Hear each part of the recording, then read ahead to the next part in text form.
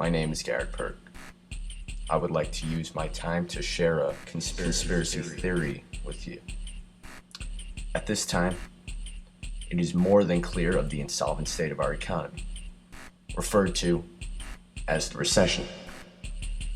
It is evident that the government's first priority should be to restore and recondition this great burden.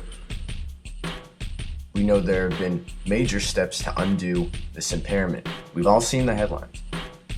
We also know the government has more than a handful of ties and connections to the national media, broadcasting, press, and even private interest groups. In fact, there are professionals that have made it their duty to influence our elected representatives. We know them as lobbyists. Now, it is apparent the government is willing to go to any length to resolve this economic crisis. But what is any length? I will use this question as a referencing point for later.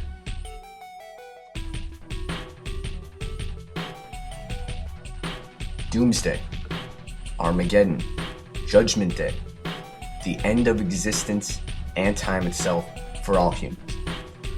If you've been conscious within the last 3 years, this should sound very familiar to you.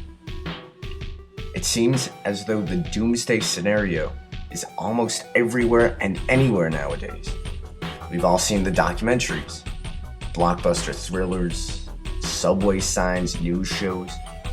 It's although being the guy to say the end of the world is upon us is pretty socially acceptable nowadays. Now, it is clear that there's been a major push for the end of the world to occur recently. I would like anyone watching this to answer this one question. What would you do if it was your last day on Earth? When surveying people on what they would do if it was their last day on Earth, there's a very common answer. To live their dreams. Money is no object. Donate all their money to charity. These answers appear in near every person's answer.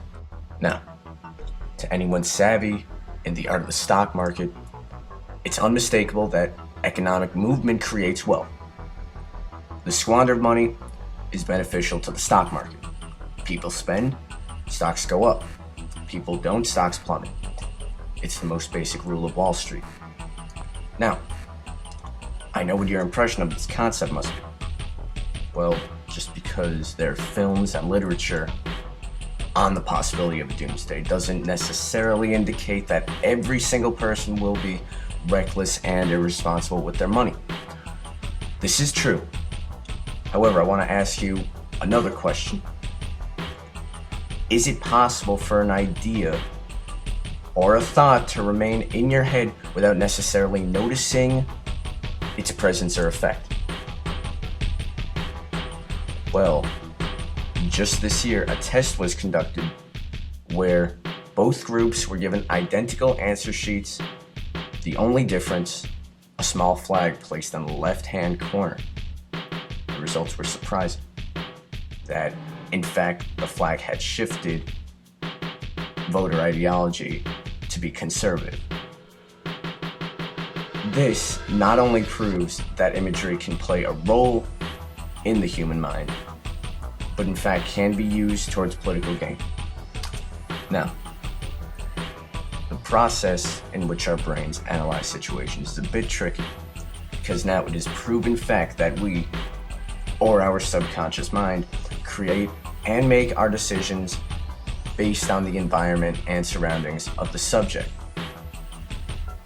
At this point, I would like to redirect back to the previous question, what is any length? But before answering that question, I want you to answer this question. Is it okay for our government to maneuver and manipulate our minds to satisfy their agenda? Whether that agenda be for right or wrong. I'd like to redirect your attention to this optical illusion cube, where you can see a brightly shaded square in the middle of the side of the cube and a brown darker shaded square on the top. They seem to be completely different hues, when in actuality, they are the same exact color. I'd also like you to see this shaded anomaly, where there seems to be completely different shaded squares within and surrounding the shadow. But let's take another look. Let's see that again. Using what we've just seen, we can now say that the shaded areas represent a subject while the surrounding area represents an environment. And us as human beings, by nature, use our environments to create and shape our thinking process. This is the length our government will go to.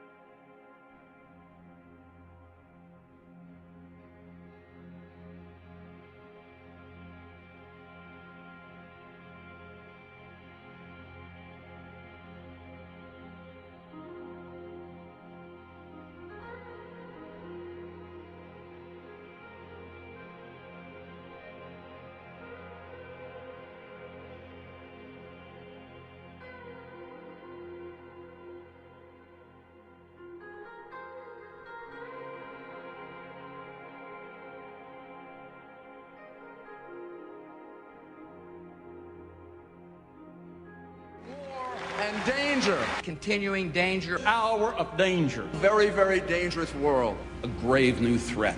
Horrific acts of atrocities. Murderous regimes. Dedicating to killing us. Tyranny and terror. Slaughtered thousands. Weapons of mass destruction.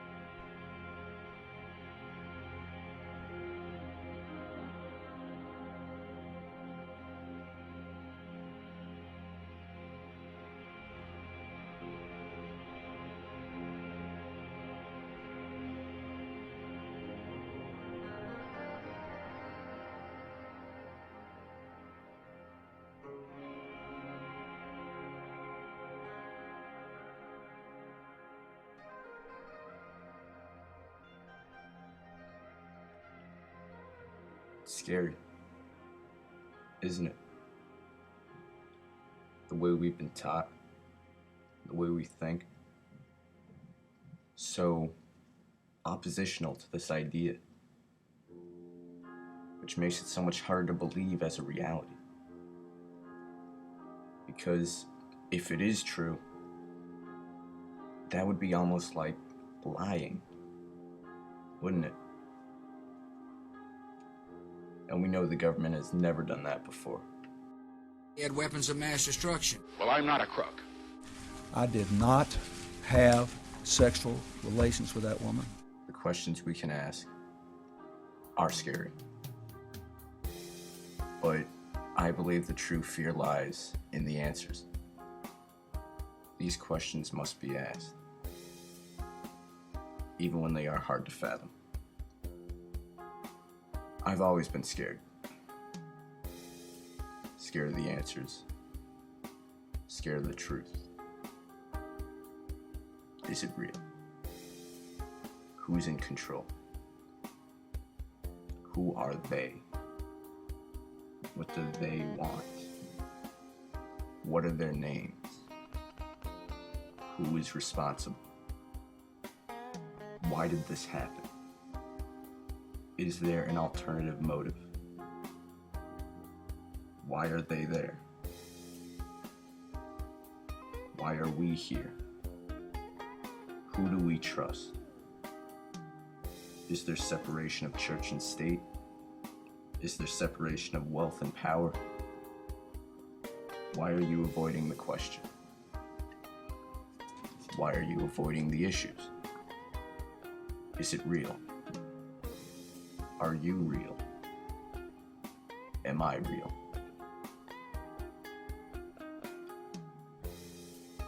I'm not scared anymore.